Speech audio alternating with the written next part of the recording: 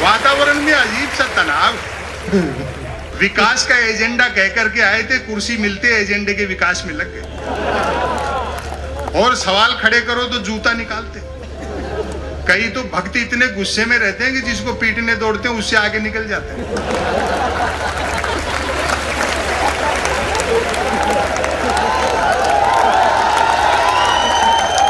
Doctor Kumar विश्वास कह रहे थे कि मैं जिस कॉलेज में पढ़ाता था, आदरणीय कमलनाथ जी उसके चेयरमैन थे। इससे ये भी शुद्ध हुआ कि ये पढ़े लिखे हैं।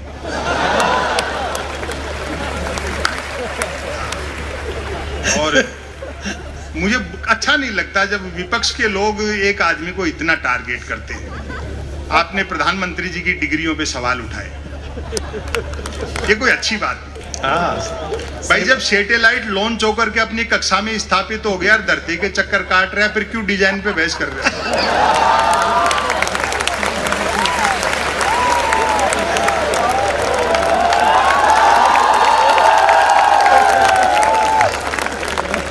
और वैसे भी डिग्री से अनुभव बड़ा होता है। कमाल है भाई। मैं ऐसे कई को जानता हूं जिन्होंने एजुकेशन लोन लेकर आईआईटी की थी, फिर उस लोन को चुकाने के लिए उनको आईटीआई करनी पड़ी।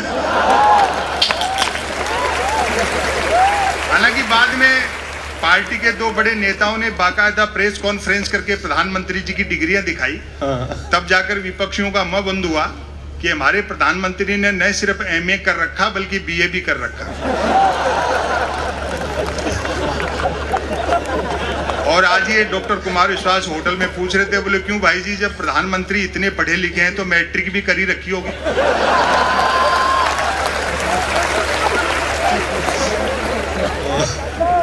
यही सब सटायर है। अभी महाराष्ट्र की भी चर्चा आई। दरअसल वो सेकंड की सुई जो है घड़ी की, वो मिनट वाली से आगे निकल रही थी। बारीक है, वाह। लेकिन उसको पता नहीं था कि सेकंड वाली पूरा चक्कर काटती है, तब मिनट वाली थोड़ी सीख सकती है। और ये पहला मौका है मंत्री महोदय महाराष्ट्र में जब चौकीदार का पाला थानेदार से पड़ा।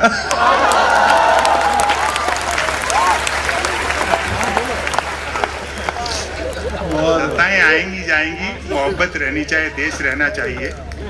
पाकिस्तान, चाइना, इन सब विषयों पे तो कर्नल साहब बोलेंगे, क्योंकि तो आमने सामने चेहरे से चेहरा मिला करके, आंखें से आंखें मिला करके लड़े हैं। मेरे लिए ये व्यंग के विषय नहीं है। भाई उस पाकिस्तान पर क्या लिखना? उसकी जितनी आबादी है उतने तो अपने 24 घंटे फ्री वाईफाई के चक्कर में 4G टावरों के नीचे बैठे रहते हैं। और चाइना से भी युद्ध हुआ तो इस बार आर पार की होगी, 62 वाला हिंदुस्तान नहीं है। हम जीतेंगे और उस खुशी में फिर चाइनीज पटाखे फोड़ेंगे। वातावरण में अजीब सा तनाव है। विकास का एजेंडा कह करके आए थे, कुर्सी मिलते एजेंडे के विकास में लग गए। और सवाल खड़े करो तो जूता निकालते। कई तो भक्त इतने गुस्से में रहते हैं कि जिसको पीटने दौड़ते हैं उससे आगे निकल जाते हैं।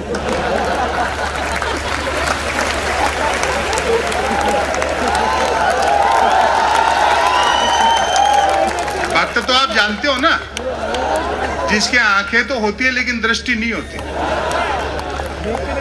वो अंध भक्ति में इतना डूबा रहता है कि हर पत्थर को देवता मानता है। वो एक भक्त तो माइल स्टोन को देवता समझ करके नारियल चढ़ा रहा था। तो किसी ने उसको समझाया, बोले भाई अकल से काम ले, जो कि नहीं थी। बोले जिसको तुम देवता समझ रहे हो वो माइल स्टोन है, वो अंध भक्ति में डूबा था। बोले नहीं, ये साक्षात देवता है। देखो इसने यहीं से बता दिया है कि दिल्ली 250 किलोमीटर।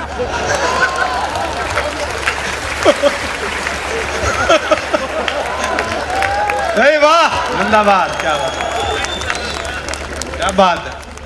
ये नौजवान दोस्त बैठे हैं, बुजुर्ग लोग बैठे हैं, अपने परिवार के और छोटे बच्चों को समझाओ कि ये सोशल मीडिया पे इस तरह का काम है, ये आपका समय, श्रम और बुद्धि को नष्ट कर रहा है, इससे कुछ हासिल नहीं होने जाने वाला है।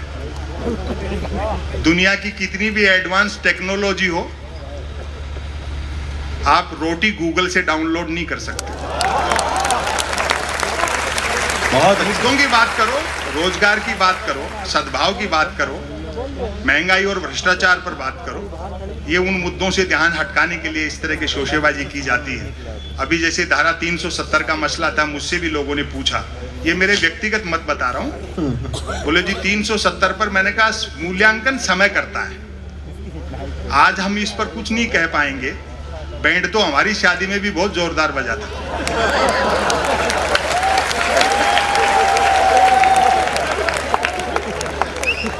अभी एनआरसी का मसला है, मैं समझता हूं कि अगर वो शरणार्थी हैं चाहे घुसपैठिए हैं, धर्म के आधार पर किसी के साथ भेदभाव इस देश की हजारों साल की परंपराओं के विरुद्ध है। न सिर्फ लोकतंत्र और संविधान के विरुद्ध है, हजारों साल की भारतीयता के विरुद्ध है। ये सारी चीजें जो आया है वो सबका है, और ये धर्म के झगड़े भी नहीं है, इतिहास के नाम पे लड़ाते हैं। महाराणा प्रताप का मुख्य सेनापति हाकिम का पठान था, क्या बात है, और अकबर का मुख्य सेनापति राजा मानसिंह थे। वाह, बहुत। वो सब साम्राज्यवाद के झगड़े थे, धर्म भी उसमें एक फैक्टर हो सकता है। तो मोहब्बत से काम लेना चाहिए, समय की अपनी सीमाएं हैं। और मैं एक रचना आपको नई सुनाता हूं जो एक दो जगह सुनाई है, अगर अच्छा सुन लिया तो फिर और कोशिश करेंगे स्वागत। 2-4 मिनट सुनाने की। लेकिन ऐसा नहीं है, जो अच्छा काम कर रहा है चीजें भी बदलेंगी। जैसे आज मैं जयपुर से आया, 12 घंटे लगे, डॉक्टर कुमार विश्वास को फ्लाइट से आना पड़ा, उसमें भी 2.5-3 घंटे लगते हैं। ये चीजें हल हो जाएंगी जब बुलेट ट्रेन चल जाएगी।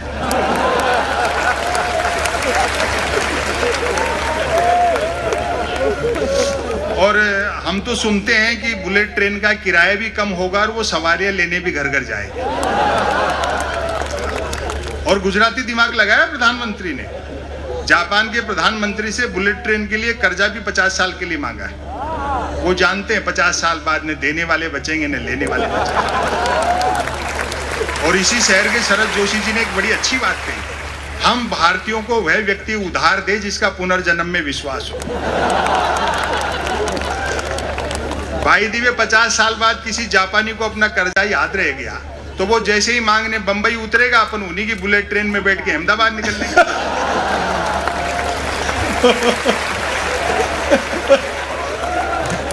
और अगले ने साफ कह दिया है शिंजो आबे को कि भैया कोई सवारियां नहीं बिठानी है, ये चुनावी रेल है, इसलिए फटाफट चला, भले पटरी वटरी बाद में बिछाते रहना। दरअसल ये लोग चढ़ना हिमालय पर चाहते हैं लेकिन मुंह हिंद महासागर की तरफ। 2015 में आए थे शिंजो आबे, तो मोदी जी ने बुलेट ट्रेन के समझौते पे हस्ताक्षर किए दिल्ली में, और अगले दिन शिंजो आबे को बनारस ले जाकर के 3 घंटे तक गंगा आरती दिखाई। और भरपूर समर्थन करना, व्यंग तक पहुंच जाओ तो 3 घंटे तक गंगा आरती देखने के बाद शिंजो आबे बोले, मोदी जी जब आप लोगों के पास इतनी फुर्सत है तो काहे को बुलेट ट्रेन चला रहे?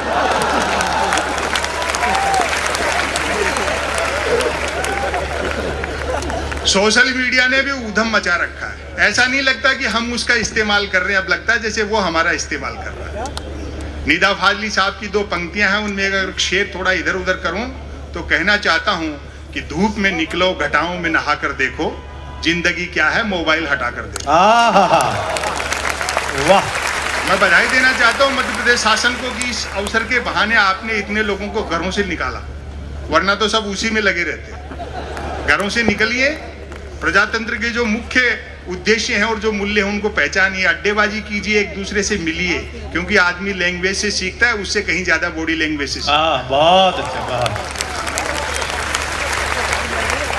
पता नहीं से सोशल मीडिया क्यों कहते हैं। हजारों किलोमीटर दूर बैठे आदमी तो हम चैटिंग से जुड़ना चाहते हैं, लेकिन बस ट्रेन फ्लाइट में सफर करते हैं तो कोशिश रहती है बराबर वाली सीट खाली रहे। हाय, क्या बात है। यदि किसी ने कुछ एक अक्षरों तक की नेकी कर डाली हो तो उसको फेंकने के लिए ट्विटर से बेहतर दरिया नहीं है। जो कुछ नहीं कर सकता वह भी ट्वीट कर सकता है, और एक बार जो ट्वीट करने लगता है फिर वो कुछ नहीं कर सकता। मैं तो सोशल मीडिया का लोहा उस दिन मान गया जब एक सज्जन ने YouTube पर मेरे कवि सम्मेलन की एक एक क्लिप को साल में 100वीं बार सुना और नीचे गाली लिखी, लानत है संपत सरल को, नालायक ने साल भर से रचना तो छोड़ो कपड़े तक नहीं पहने।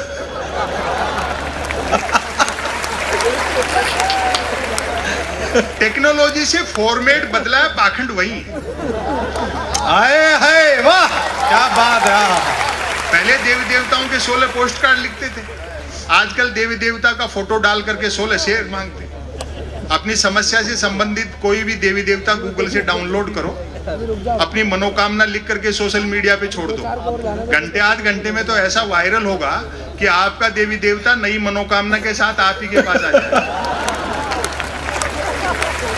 और एक आ गई है सेल्फी, क्या आत्ममुग्धता का दौर है साहब। कैमरे का फ्रेम दिखते आदमी जिराफ हो जाता है। मैं तो देखता हूं कई महिलाएं हर 10, 15, 20 मिनट में अपनी सेल्फी ले लेकर के सोशल मीडिया पे अपलोड करती रहती है। आपको सच बताऊं, उन सुंदरियों के चेहरे देखकर मेरे मन में वही भाव आते हैं जो कभी दर्पण में पद्मनी का चेहरा देख करके अलाउद्दीन खिलजी के आए हों। और अब आपकी तालियां उठेंगी, कितने धोखे का संसार है। वही सुंदरियां मुझे आमने सामने साक्षात मिल गई, बड़ा धोखा हुआ। जिनको पद्मनी समझता रहा वो तो खुद अलाउद्दीन खिलजी निकले।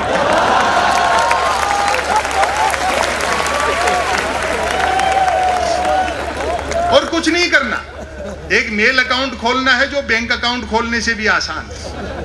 बैंक अकाउंट खोलने के लिए कुछ तो आधार चाहिए, मेल अकाउंट तो निराधार व्यक्ति भी खुलवा। बहुत अच्छा।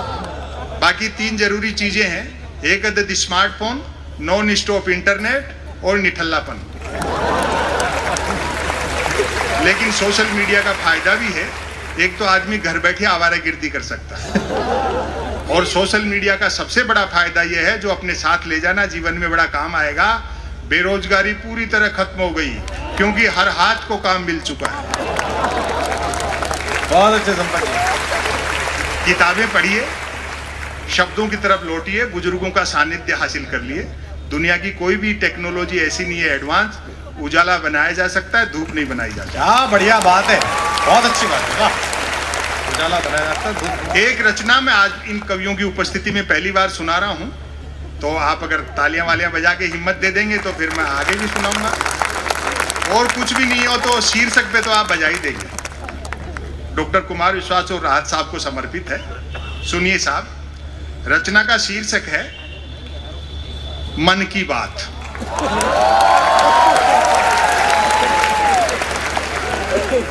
इसी शहर के शरद जोशी जी थे, वो प्रोज पढ़ते थे अंग्रेजी में, हिंदी में जिसको गद्य कहते हैं, उर्दू में नस्र कहते हैं।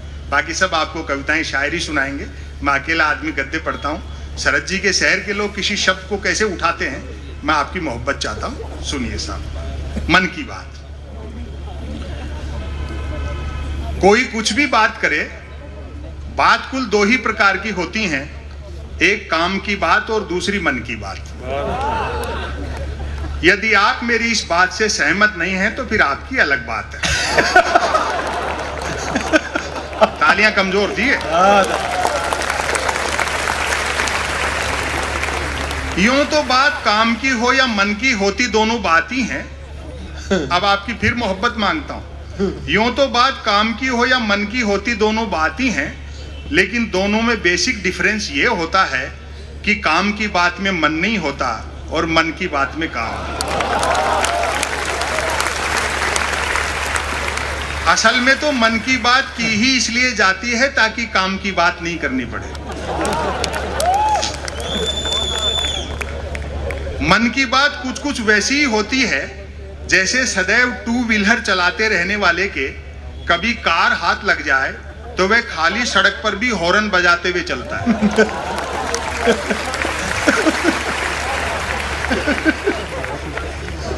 मन की बात एक तरफा होती है, जैसे देवता वगैरह मूड आने पर आकाशवाणी कर दिया करते थे।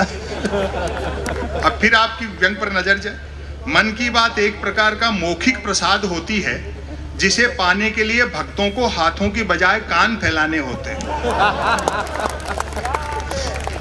मन की बात के साथ विषय का लफड़ा नहीं होता। अच्छा, यानी मन की बात बिना विषय की होती है क्योंकि वह मन की बात होती है। यदि भूले भटके मन की बात विषयांतर होकर भटक कर किसी विषय पर आ भी जाए तो कोई माई का लाल अंत तक नहीं पकड़ सकता कि मन की बात आखिर हो किस विषय पर रही। काम की बात अपने काम से काम रखती है, जबकि मन की बात का प्रचार करना पड़ता है कि फला तारीख को इतने बजकर इतने मिनट पर मन की बात होगी। पता लगते ही मन की बात को ही काम की बात मानने वाले उछल पड़ते हैं। वाह, मजा आ गया, फला तारीख को इतने बजकर इतने मिनट पर काम की बात होगी। काम की बात सुनी न जाए तो अच्छी खासी काम की बात भी मन की बात होकर रह जाती है, जबकि मन की बात को सुनने वाले मिल जाएं तो बात कोरी मन की बात होने के बावजूद बड़े काम की बात बन जाती है। अच्छा है, अच्छा है। अब ध्यान से सुनना। हाँ। वैसे सुनने वाले न मिले तो मन की बात दीवारों से भी की जा सकती है, क्योंकि मन की बात करने वाले ने सुन रखा होता है कि दीवारों के भी कान होते हैं। अच्छा है, अच्छा है। क्या और अब मैं जो व्यंग कह रहा हूं, एक भी हाथ खामोश न रहे, क्योंकि दीवारों भी कई कान होते हैं, बल्कि वह तो यह तक मानकर चलता है कि जिनके कान होते हैं वे दीवार ही होते हैं। अच्छा है। मन की बात अक्सर शुरू यहां से होती है, भाइयों और बहनों। बस इतना सुनते ही मन की बात के मुरीद भाई बहन सांस रोककर मन की बात ऐसे सुनने लगते हैं मानो सुनने के लिए जिंदगी में अब सिर्फ यही काम की बात बची है। काम की बात करने से बचने की एकमात्र तरकीब है कि तुरंत मन की बात शुरू कर दी जाए। ये अलग बात है कि लगातार मन की बात करते रहने वाले से फिर लोग उम्मीद भी नहीं रखते कि वह जिंदगी में कभी कोई काम की बात भी करेगा।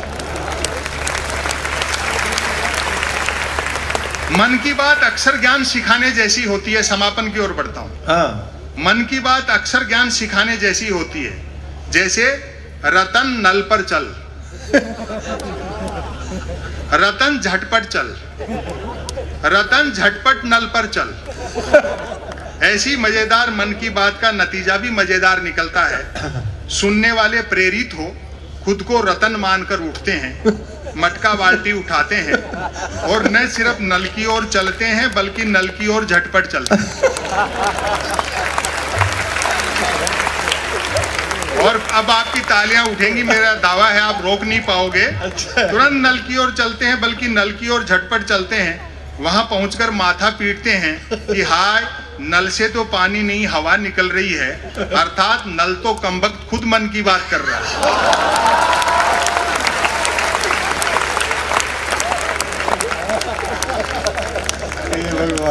श्रोताओं के इस रिएक्शन से प्रभावित होकर मन की बात करने वाला तुरंत अपनी अगली मन की बात शुरू कर डालता है। रतन घर पर चल, रतन झटपट चल, रतन झटपट घर पर चल। मन की बात करने वाला अनजाने में भी काम की बात नहीं करता। वह जानता है कि काम की बात करने से सब काम में लग जाएंगे, तो फिर मन की बात कौन सुनेगा। अब मैं इस लेख का समापन कर रहा हूं। समापन पर तालियां बजा देना, वरना इसी को फिर शुरू कर सकता हूं। क्योंकि मन की बात का कोई भरोसा नहीं है कब शुरू हो जाए। बड़ी मोहब्बत दी। अतः अंत में मैं फिर दोहराना चाहूंगा कि कोई कुछ भी बात करे, बात कुल दो ही प्रकार की होती हैं, एक काम की बात और दूसरी मन की बात। यदि आप मेरी इस बात से सहमत नहीं है तो फिर आपकी अलग बात है।